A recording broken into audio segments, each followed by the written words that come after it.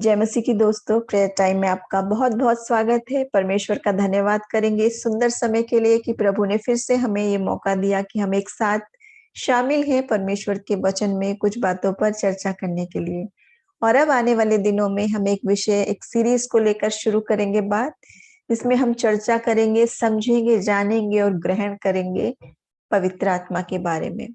और ये बहुत ही एक खास विषय है जिसको जरूरत है हमें इस समय समझने की और ग्रहण करने की, क्योंकि परमेश्वर का यह वायदा है, प्रभु चाहता है और ये उसका आत्मिक तोहफा है जिसको कई बार हम नजरअंदाज किए रहते हैं। तो आने वाले दिनों में सब जानेंगे पवित्र आत्मा क्या है, वचन हमें उसके बारे में क्या बता रहा है, यीशु मसीह हमें क्या कह रहे हैं उसके विषय में, वो हम कैसे पाए, अगर हमें पवित्र आत्मा आता है, उससे हम भरते हैं, उस अभिषेक से उसका क्या मतलब है, हम कैसे बदल जाते हैं, वो आत्मा हमारी कैसे सहायता करता है, और आत्मा के वरदानों के बारे में, सभी वरदानों के बारे में एक बिल्कुल गहराई से हम जानेंगे वचन के मुताबिक। तो आज उसी सीरीज में हम बात शुरू करेंगे। आज मैं बात करना चाह रही हूँ, आखिर पवित्र आत्मा क्यों चाहिए हमें, क्या बात है, क्यों हमें चाहिए, और बहुत शुरुआती हम उसके बारे में समझने की बात करेंगे। तो उसके विषय में मैं पढ़ना चाहूंगी, कुछ वचन आपके सामने पढ़ना चाहूंगी जो प्रेरितों के काम पुस्तक में है। प्रेरितों के काम उसका पहला अध्याय और 5वां वचन। यहाँ लिखा है, यूहन्ना ने तो पानी से बपतिस्मा दिया है, परंतु थोड़े दिनों के बाद तुम पवित्र आत्मा से बपतिस्मा पाओगे। फिर प्रेरितों के काम पहला अध्याय और उसके 8 वचन में यहाँ लिखा है, परंतु जब पवित्र आत्मा तुम पर आएगा तब तुम सामर्थ पाओगे और यरूशलेम और सारे यहूदिया और सामरिया में और पृथ्वी के छोर तक मेरे गवाह होंगे। पृथ्वी के छोर तक। प्रेरितों के काम दूसरा अध्याय और 4 वचन में है, एक घटना है, उसकी मैं एक ही वचन पढ़ूंगी। अभी यहाँ लिखा है, और वे सब पवित्र आत्मा से भर गए और जिस प्रकार आत्मा ने उन्हें बोलने की सामर्थ्य दी, वे अन्य अन्य भाषा बोलने लगे। एक और वचन पढ़ूंगी, प्रेरितों के काम दूसरा अध्याय और 37 से 38 वचन, 2 ही वचन। ये वचन हम सब पढ़ेंगे, उसके बाद हम समझेंगे इसके बारे में कि वचन हमें क्या बताना चाहता है। यहाँ लिखा है, तब सुनने वालों के हृदय छिद गए और वे पतरस और शेष प्रेरितों से पूछने लगे, हे भाइयों, हम क्या करें? पतरस ने उनसे कहा, मन फिराओ और तुम में से हर एक अपने अपने पापों की क्षमा के लिए यीशु मसीह के नाम से बपतिस्मा लो, तो तुम पवित्र आत्मा का दान पाओगे। बहुत ही अद्भुत बातें वचन हमें बता रहा है, जिसको हम कई बार बहुत ही हल्के में लेते हैं या नजरअंदाज किए रहते हैं। यहाँ वचन बता रहा है कि हम जब पापों की क्षमा के लिए मसीह के नाम में बपतिस्मा लेते हैं, तब पवित्र आत्मा का दान भी पाते हैं। पहले हमने देखा कि यूहन्ना ने तो पानी से दिया, लेकिन मसीह आएगा तो तुम्हें पवित्र आत्मा से बपतिस्मा देगा। और फिर हमने देखी एक घटना जहाँ सब आत्मा से भर गए, सामर्थ से भर गए और अन्य अन्य भाषा बोलने लगे। अभी हम समझेंगे उस बात को। मायने ये है कि सिर्फ इतना काफी नहीं है कि हम मसीही हैं, हमने बपतिस्मा एक ट्रेडिशन के तौर पे लिया हुआ है, पानी से लिया हुआ है, उन तरीकों से लिया हुआ है, दुनिया की नजरों में हम मसीही हैं। लेकिन यहाँ वायदा है कि आप आत्मा से भरपूर मसीही हैं या नहीं, क्योंकि ये बात स्वयं यीशु मसीह ने कही है, किसी और ने नहीं, जो कहता है मैं तुम्हें अकेला नहीं छोड़ूंगा, एक सहायक देके जाऊंगा, यानी सत्य का आत्मा। क्या है वो सत्य का आत्मा, कौन है, क्यों चाहिए वो आपको, मुझे क्या जरूरत है उसकी, क्या फायदा होगा उसको लेने से, क्या हम करने लगेंगे, क्या होगा हमारे जीवन में, क्योंकि वो यीशु मसीह दे रहे हैं आपको, अकेले नहीं छोड़ने के लिए, हमेशा साथ साथ रहने के लिए, संगति में प्रभु की बनने के लिए एक ही पवित्र आत्मा, यानी मसीह की उपस्थिति, उसका गाइडेंस, उसकी सामर्थ। वचन के अनुसार हम देखेंगे कि हम यहाँ देख रहे हैं जो घटना अभी हमने देखी, प्रेरितों के काम दूसरा अध्याय और 4 वचन में जो हमने देखी, बहुत ही खास बात हमने देखी। जब ये आत्मा से भर गए थे लोग, तो क्या हुआ, 120 लोग जो थे, जिनके ऊपर बहुत अभिषेक, बहुत आयत के साथ उंडला, और वो इतने अभिषेक से भर गए जिसका यहाँ वर्णन किया गया है। ये जो आत्मा के बपतिस्मे का वर्णन है, ये एक अद्भुत अनुभव है कि नहीं? सोचिए वो सारी घटना कैसे हुई होगी, कितने सारे लोग अभिषेक से जब भर गए होंगे। उसके बाद देखेंगे, हम यहाँ देखेंगे कि पहली बात जो वो बता रहा है, हम क्यों करें? ताकि हम गवाह बन जाएं, सशक्त होके गवाह। कैसे गवाह? जहां पे अभी हम यहाँ देख रहे हैं प्रेरितों के काम दूसरे अध्याय में, जो हमने अभी देखा कि एक घटना ऐसी हुई, तो उसमें 3,000 से अधिक लोग जो हैं आत्मा का बपतिस्मा पाए, आत्मा से भरपूर हो गए, इतने कि वो आग की लपटों की तरह उनके एक एक के ऊपर दिखाई देने लगी, ठहर गई अभिषेक इतना। आज आप और हम सोचेंगे तो सोचेंगे क्या ये संभव है? ये एक किताब में लिखी हुई बात है? लेकिन नहीं, जितने लोगों ने आत्मा को चख लिया, जितने इसको जानते हैं, देखिए बाइबल क्या है, वचन हमें बताता है, बाइबल पवित्र आत्मा की सामर्थ से, उसकी प्रेरणा से लिखी हुई पुस्तक है। उसकी हर बात पवित्र आत्मा की प्रेरणा से लिखी हुई है, हर एक बात पवित्र आत्मा की प्रेरणा से लिखी हुई है। जिस बात को लिखने के लिए आत्मा की प्रेरणा की जरूरत है, उसको समझने के लिए कितनी जरूरत है आपको और मुझे, अगर हम आत्मा से भरपूर नहीं है। पवित्र आत्मा ही वो शिक्षक है, पवित्र आत्मा ही वो सर्वोत्तम शिक्षक है जो ये आत्मिक बातों को हमको समझाता है। बाकी कोई नहीं, बाकी शिक्षक, बाकी अगुआ, बाकी स्कूल, बाकी सेमिनार्स, कन्वेंशन, प्रेयर मीटिंग्स, वो हमको ज्ञान दे सकते हैं उसका, कि बाइबल में क्या लिखा है, वो उसको समझा सकते हैं। कब लिखा, किसने लिखा, उसका पूरा आगे पीछे का मानवीय ज्ञान तो इंसान दे सकता है, लेकिन उसको आपकी आत्मा में भरपूरी से अभिषेक के साथ उतरने के लिए सिर्फ और सिर्फ पवित्र आत्मा चाहिए। क्योंकि पवित्र आत्मा वो आपको पर्सनल रिलेशनशिप, वो सब कुछ महसूस कराएगा। वचन भी कहता है ना कि हम नहीं जानते हमें प्रार्थना कैसे करनी है, लेकिन आत्मा हमें आहें भर भर कर हमारे लिए निवेदन करता है। यानी जब प्रभु का आत्मा आता है, जो हमारा सहायक है, जिसके लिए यीशु मसीह कह रहे हैं मैं अकेला नहीं छोड़ूंगा, एक सहायक दूंगा, वो ऐसा सहायक है, संग संग जब हमारे रहेगा तो हमें उसी स्वरूप में ढाल दे।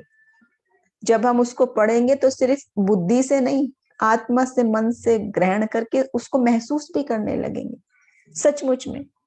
उसके लिए मैं आपको एक कहानी बताना चाहूंगी कि एक बार एक स्त्री थी और उसके पास एक किताब थी जो किसी ने गिफ्ट करी थी। तो वो उसने एक दो पन्ने पढ़े, थोड़ी देर पढ़ी और उसको अब बहुत बोर लगा, कुछ उसको नहीं मजा आ रहा था उसमें। उसने सोचा बाद में पढ़ूंगी, चलो उसने बंद करके रख दी, अपने अलमारी में रख दी। और कुछ समय बाद ऐसा हुआ कि एक वक्त ऐसा आया कि उस किताब को लिखने वाले से उसकी मुलाकात हुई, बातचीत हुई, जान पहचान हुई। उसने उसको जाना, पहचाना, उसे पसंद करा, उससे प्रेम करने लगी, उसके साथ हो गई। जब उससे प्रेम करने लगी तो उसको याद आई, अरे ये किसकी तो किताब मेरे पास रखी थी, बहुत पहले से रखी थी। अब जब किताब निकाली, अब जब पढ़ा, कितना इंटरेस्ट आ गया कि वो एक एक शब्द बार बार बार बार बार बार, जैसे हम आज का हालत है युवाओं की भी, सबकी, वो अपने व्हाट्सएप में, वो अपने कौन कौन से एप्स में और मैसेंजर में हम अपने प्रियजनों के बार बार बार बार मैसेज पढ़ते हैं, जिन्हें हम पसंद करते हैं।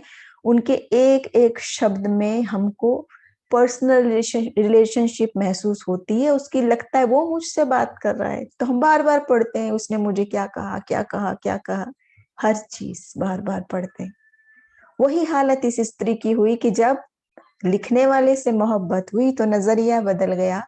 और वही किताब, अभी जो किताब लग रही थी, जो खाली प्रिंटेड बुक लग रही थी, अब उसमें उसको वो व्यक्ति की पर्सनल बात, सोच समझ उसकी लिखी हुई, उसने क्या लिखा, क्यों लिखा, उसके विचार अच्छे लगने लगे, क्योंकि व्यक्ति अच्छा लगने लगा, इसलिए दृष्टिकोण बदल गया।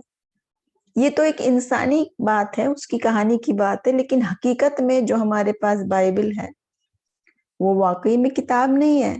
वो ऐसी प्रिंटेड बुक नहीं है कि आम किताब की तरह एक किताब है। वो बोलने वाली जीवित वचन है, जो आपसे बोलता है और बातचीत करता है, आपके मन की हर बात का जवाब देता है। जो हम ढूंढते रहते हैं, बहुत सारे सवाल और जवाब, स्टूडेंट्स भी और लोग भी, जो जानकारी हमें नहीं होती, आज हमारे पास इंटरनेट है, हम ढूंढने लगते हैं गूगल पे, इस पे उस पे कि ये क्या है वो क्या। सर्च इंजन आपको जवाब नहीं दे सकता, क्योंकि वो उतना ही जवाब देगा जितना उसमें फीड है, जितना मानवीय बुद्धि से उसमें जवाब है उतना ही। लेकिन प्रभु हमें वो जवाब देगा जो आपकी बुद्धि समझ से परे है।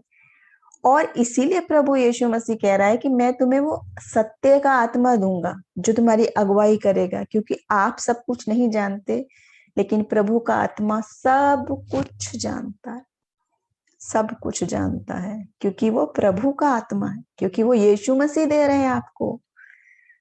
तो वो गिफ्ट जो हमने नजरअंदाज किया हुआ है, और हम अपनी उतनी ही चीज में अगर लगे हैं, मेरे इतने घंटे पढ़ने से, मेरे इतने घंटे भजन गाने से, मेरा इतना दान दशवांश, मेरा इतनी मीटिंग्स तरह तरह की अटेंड करने से ही बस काम पूरा हो गया, तो नहीं हुआ है। क्योंकि वचन यहाँ बता रहा है सिर्फ एक पानी का बपतिस्मा, रीति रिवाज वाला बपतिस्मा काफी नहीं है, क्योंकि उसके बाद वाली जो बात कही है वो भी उतनी ही जरूरी है, आत्मा का बपतिस्मा। तभी आप पूरे वो सामर्थ्य विश्वासी हैं, क्योंकि आत्मा आपको, जैसे ये कह रहा है, एक विटनेस बना देगी, एक गवाह बना देगी सारे संसार में, जोरावर गवाह। जैसे यहाँ इतने लोग की गवाही है इतनी बड़ी, इतने सारे लोगों पे आत्मा का अभिषेक ऐसे उंडला कि क्या हुआ, वो अन्य अन्य भाषा बोलने लगे। देखिए, वो अन्य भाषा बोलने लगे। और पहला कुरिन्थियों 14 अध्याय और उसके 4 वचन में इस प्रकार लिखा है, जो अन्य भाषा में बातें करता है वो अपनी ही उन्नति करता है, परंतु जो भविष्यवाणी करता है वो कलीसिया की उन्नति करता है। यहाँ कहने का मतलब ये नहीं है कि अन्य भाषा में बोलना कुछ कम बात है या गलत बात है, क्योंकि वो कह रहा है अपनी उन्नति करता है। इसके विषय में हम पूरा खुलासा करेंगे अन्य भाषा के वरदान के बारे में आने वाले दिनों में। लेकिन अभी हम यहाँ पे एक बात ये बता रहे हैं कि वचन के जब उसमें शुरुआत हुई, हम जहाँ देख रहे हैं कि प्रभु का आत्मा बहुत आयत से उंडला, उन्होंने अभिषेक पाया और वो अन्य अन्य भाषा बोलने लगे, सब लोग, जितने भी लोग थे। और वचन के बारे में, इस वरदान के बारे में कहा गया है कि जो ये बोलता है वो अपनी उन्नति करता है। ये उन्नति के लिए है, ये आपकी आत्मिक उन्नति के लिए है, वचन बता रहा है। यहूदा 1 अध्याय और उसके 20 से 21 वचन में लिखा है, पर हे प्रियो, तुम अपने अति पवित्र विश्वास में अपनी उन्नति करते हुए और पवित्र आत्मा में प्रार्थना करते हुए अपने आप को परमेश्वर के प्रेम में बनाए रखो और अनंत जीवन के लिए हमारे प्रभु यीशु मसीह की दया की आशा देखते रहो। यहाँ क्या बात कही गई है, हम सब विश्वास में उन्नति करते रहे और क्या, पवित्र आत्मा में प्रार्थना करते हुए। आत्मिक उन्नति के साथ पवित्र आत्मा में प्रार्थना करने की बात कही गई है।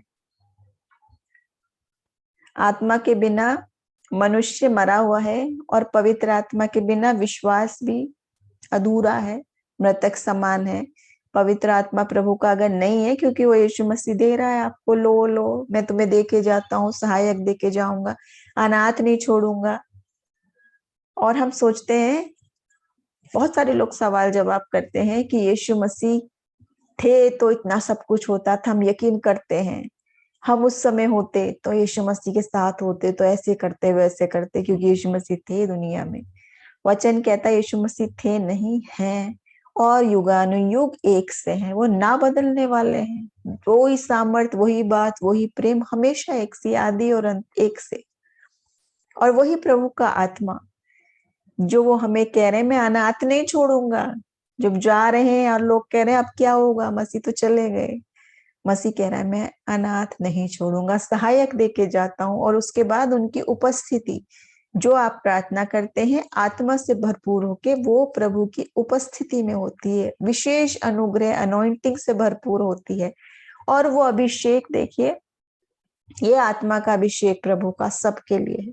जितने उसके पास आएंगे अपने गुनाहों से तौबा करते हुए, अपना जीवन बदल के, अपने दिलों को तोड़ के, तो ये आत्मा का तोहफा प्रभु सबको देना चाहता है और मुफ्त देना चाहता है। यीशु मसीह की मोहब्बत, यीशु मसीह की नजात की योजना, उद्धार की योजना, उसके सारे ये आत्मिक वरदान, उसका प्रेम सबके लिए, पूरे जगत के लिए और मुफ्त है। तो यहाँ हम ये बातें अभी देखें कि वो कह रहा है कि आत्मा में प्रार्थना करते रहना है हमें। एक और बात हम देखेंगे प्रेरितों के काम 4 अध्याय और 29 से 33 वचन में है। अब हे प्रभु उनकी धमकियों को देख और अपने दासों को ये वरदान दे कि तेरा वचन बड़े हियाव से यानी साहस के साथ सुनाए और चंगा करने के लिए तू अपना हाथ बढ़ा कि चिन्ह और अद्भुत काम तेरे पवित्र सेवक यीशु के नाम से किया जाए। जब वे प्रार्थना कर चुके तो वो स्थान जहां वो इकट्ठे थे हिल गया और वे सब पवित्र आत्मा से परिपूर्ण हो गए और परमेश्वर का वचन हियाव से सुनाते रहे। और विश्वास करने वालों की मंडली एक चित्त और एक मन थे, यहाँ तक कि कोई भी अपनी संपत्ति भी अपनी नहीं कहता था, परंतु सब कुछ साझे का था। और प्रेरित बड़ी सामर्थ्य से प्रभु यीशु के जी उठने की गवाही देते रहे और उन सब पर बड़ा अनुग्रह था। ये देखिए हमने देखा प्रेरितों के काम 4 अध्याय 29 से 33 वचन में। यहाँ पे ये बात की जा रही है कि वो आत्मा से भरपूर होके ये मांग रहे हैं प्रार्थना कि हम हियाव से यानी साहस के साथ हम वचन सुनाए, सत्य वचन सुनाए, खरा वचन सुनाए, प्रभु के अभिषेक का वचन सुनाए। जब ये प्रार्थना कर रहे हैं तो जहां वो इकट्ठे थे वो स्थान हिलने लगा और सब आत्मा से भरपूर हो गए। और जब एक आत्मा से भरपूर हो गए तो अद्भुत बात यह है कि उनकी संपत्ति भी अपनी नहीं थी, सब कुछ साझे का था। पवित्र आत्मा ने स्वभाव भी ऐसा दे दिया कि वो सब एक मन के। आज के जमाने में ऐसा कहाँ हो सकता है? अपने लोग एक दूसरे से अपना हिसाब किताब नहीं बताते। और ये कह रहे हैं कि वो जितने लोग थे वो मंडली में उनका कोई अपनी संपत्ति नहीं थी, सब साझे का था, सब मिलजुल के वो करते थे। आत्मा के स्वभाव में बन गए, पवित्र आत्मा के स्वभाव में। और अगली बात हम जो देख रहे हैं, जो यहाँ भी बात कही कि वो कह रहे हैं हम हियाव से वचन सुनाने लगे, जैसा यहाँ पर हुआ कि जब प्रभु का आत्मा आता है तो वो सामर्थ देता है। न केवल सामर्थ देता, उसके साथ ये सारी भी चीजें हैं, चिन्ह और चमत्कार और आश्चर्य का, वो सब बातें भी होने लगी। क्योंकि जो कुछ वो अब हो रहा है वो अपनी सामर्थ से नहीं। इंसान अयोग्य है, पापी है, बहुत सारी कमियां हर इंसान में है। अपनी सामर्थ से कैसे प्रभु के बिना, उसकी सामर्थ के बिना इंसान ये चमत्कार करेगा? कितना भी जोर लगा ले नहीं कर सकता, एक भी चीज नहीं कर सकता इंसान अपनी योग्यता से। लेकिन जब प्रभु का सामर्थ आता है तो वचन कहता है वो निर्बल को भी सामर्थी बना देता है। क्योंकि उस समय कार्य परमेश्वर के है, जिम्मेदारी उसकी है, सामर्थ उसकी है, और फिर वो अद्भुत काम होने लग जाते हैं। आपको बोलने का भी साहस कि आप हियाव से बोलें, आपको वो बुद्धि भी कि क्या बात बोलनी, कौन सा शब्द बोलना है, कब बोलना है, कब नहीं बोलना है, कहाँ बोलना है, कहाँ नहीं बोलना है। प्रभु का आत्मा आपको वो गाइड करता है। और देखिए जो प्रभु की पवित्र आत्मा से भरे लोग होते हैं वो बहुत सोच समझ के आत्मा की अगुवाई में एक काम करते हैं, मुझे कब बोलना है और क्या बोलना है। कई बार हम इंसान अपनी बुद्धि से सोचते हैं कि नहीं मैं नहीं बोलूं, मैं क्यों इस पचड़े में पड़ूं, मेरे को क्या पड़ी है, मैं क्यों आऊं, मैं अपना बस वो उतनी उतनी अच्छी अच्छी बातें बोलूंगा।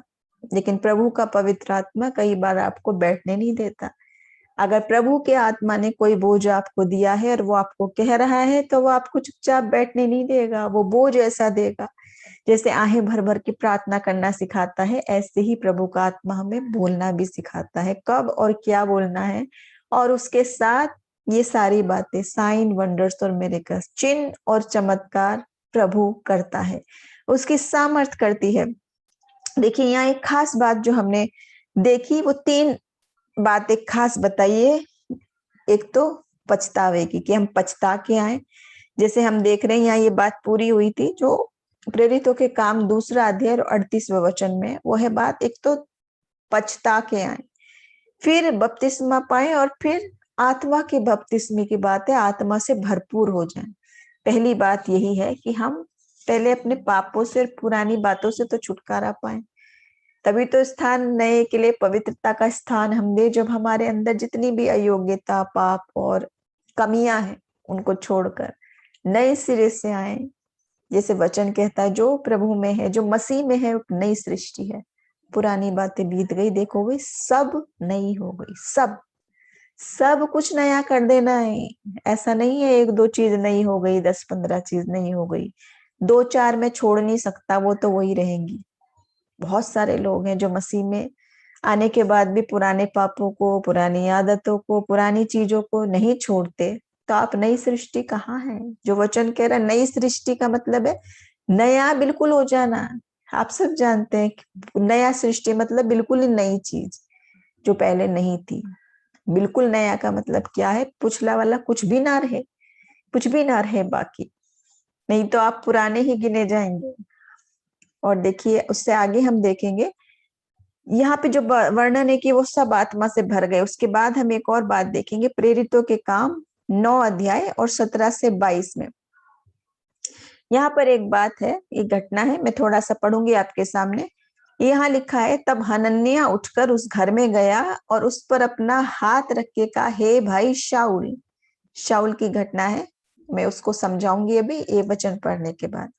हनन्याह उठकर उसके घर में गया और उस पर अपना हाथ रख के कहा, हे भाई शाऊल, प्रभु अर्थात यीशु जो उस रास्ते में जिससे तू आया तुझे दिखाई दिया था, उसी ने मुझे भेजा है कि तू फिर दृष्टि पाए और पवित्र आत्मा से परिपूर्ण हो जाए। और तुरंत उसकी आंखों से छिलके गिरे और वो देखने लगा और उठकर बपतिस्मा लिया, फिर भोजन करके बल पाया और वो कई दिन उन चेलों के साथ रहा जो दमिश्क में थे। और वो तुरंत आराधनालयों में यीशु का प्रचार करने लगा कि वो परमेश्वर का पुत्र है। और सब सुनने वाले चकित होकर कहने लगे, क्या ये वही व्यक्ति नहीं है जो यरूशलेम में उन्हें जो इसका नाम लेते थे नाश करता था? और यहाँ भी इसीलिए आया था कि उन्हें बांधकर महायाजकों के पास ले आए। परंतु शाऊल और भी सामर्थी होता गया और इस बात का प्रमाण दे देकर कि मसीह यही है, दमिश्क के रहने वाले यहूदियों का मुंह बंद करता रहा। यहाँ पे जो शाऊल की बात बताई गई है, जो ऐसा व्यक्ति था जो यीशु मसीह के नाम से बहुत चिढ़ता था और मसीह के सब विश्वासियों को भी वो नाश करना, सताना चाहता था। लेकिन यहाँ मसीह से मुलाकात हो गई और उसकी जिंदगी बदल गई। और जब हनन्याह नाम का व्यक्ति मिलने गया प्रभु की आत्मा की प्रेरणा से, देखिए वचन ये बताता है कि आत्मा की प्रेरणा ने प्रेरित किया, ये सब घटनाएं मिलकर इस प्रकार हुई कि वो व्यक्ति गया, जो जो प्रभु ने कहा वो उसने उसको कहा। और खास बात क्या है, वो सताने वाला व्यक्ति है कि तुरंत आराधनालय में वो यीशु का प्रचार करने लगा।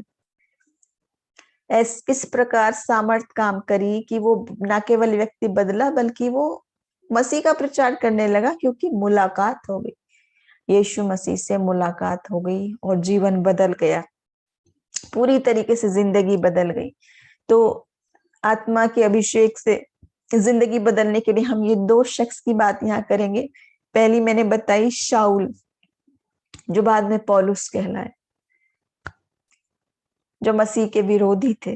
लेकिन बाद में ऐसी मोहब्बत, जब उसने सच्चाई जान ली, जब उसने सच्चाई चख ली, ये है नए सिरे से हो जाना कि अब मैं ना रहा पर मसीह मुझ में जीवित है और मेरा जीना मसीह और मरना भी लाभ है। वो बात इसकी जिंदगी में हो गई, जीवन ही बदल गया। और ऐसा ही एक बदलाव हम देखते हैं यीशु मसीह के शागिर्द पतरस में, जहां पर जब तक प्रभु का आत्मा उसके ऊपर नहीं आया था तो वो इंसान था, कई बार शक में आ जाता था, कई बार डर जाता था। जैसे एक बार यीशु मसीह चल रहे थे पानी पर, पतरस ने देख के डरा तो मसीह ने कहा तू भी विश्वास करे तो चले, उछलने लगा, नजरें मसीह से हटी तो डगमगाने लगा। लेकिन मसीह ने हाथ थाम लिया। निगाह हमारी जब गड़बड़ाने लगती है, जब तक हम अपनी सामर्थ्य में हैं। एक समय डर के मारे उसने यीशु मसीह का इनकार कर दिया 3 बार कि मैं नहीं जानता कौन है। लेकिन जब प्रभु का आत्मा सामर्थ उसके ऊपर आया तो हम देखते हैं सिर्फ बोलने से, उसी जुबान से जिस जुबान से उसने मसीह का इनकार किया, उसी झूठ बोलने वाली जुबान से आज बोला तो इतने लोग आत्मा से भर गए, अभिषेक से भर गए।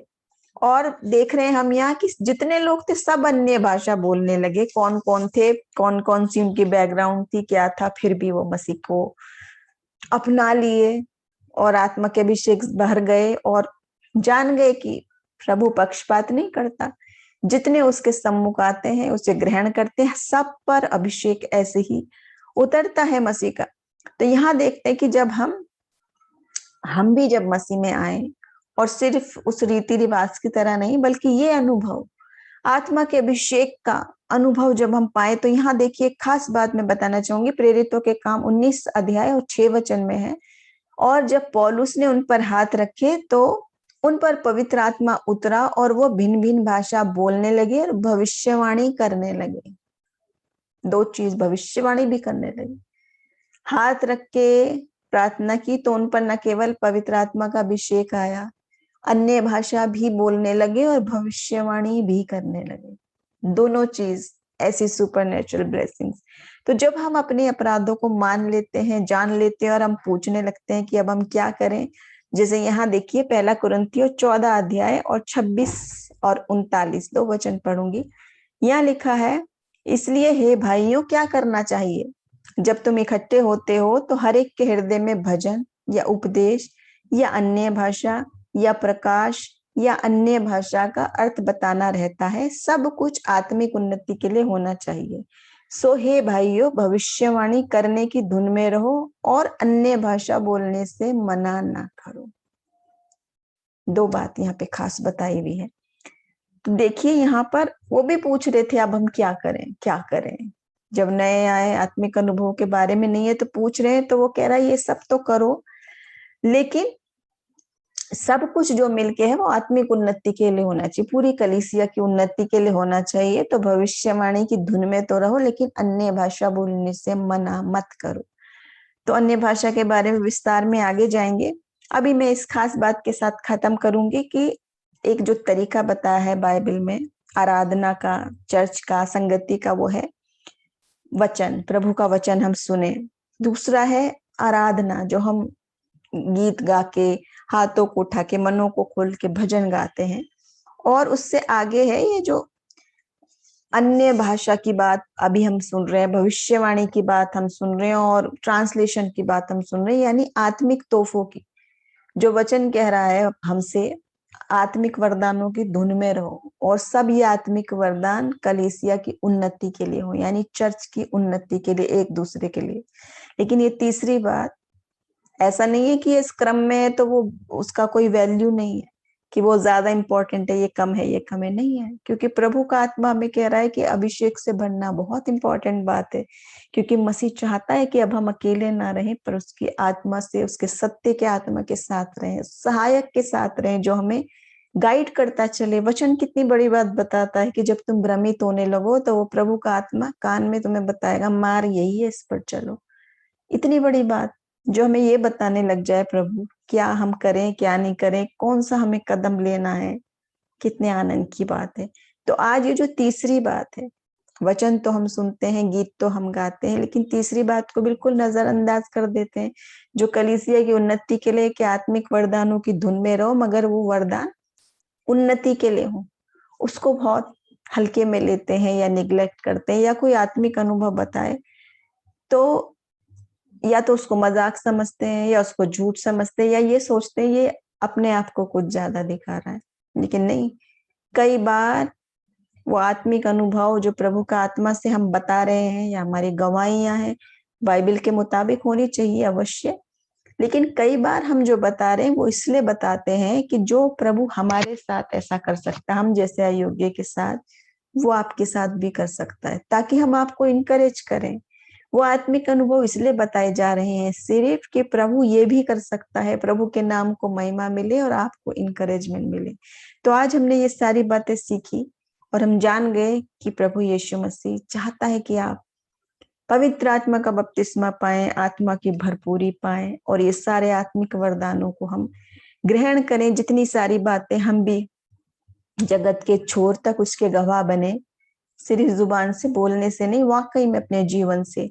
और ये जितनी बातें हमने आज देखी, खास तौर से ये बात देखिए जो पतरस ने उनसे कहा था, प्रेरितों के काम 2 अध्याय 38 वचन में पतरस ने उनसे कहा, मन फिराओ और तुम में से हर एक प्रत्येक अपने अपने पापों की क्षमा के लिए यीशु मसीह के नाम से बपतिस्मा लो, तो तुम पवित्र आत्मा का दान पाओगे।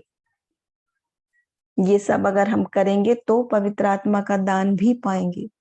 तो आज वचन हमसे बोलता है, बातचीत करता है, चाहता है हम अपने आप को तैयार करें, पूरी तरीके से प्रभु के हाथों में समर्पित करें। हमारे साथ बने रहें। आने वाले दिनों में हम इसी विषय पर आगे बात करेंगे, पवित्र आत्मा के बारे में, उसके वरदानों के बारे में, और वचन हमें क्या बताता है आत्मा के बारे में। इस वचन के जरिए प्रभु हम सबको आशीष दे। जय मसीह की।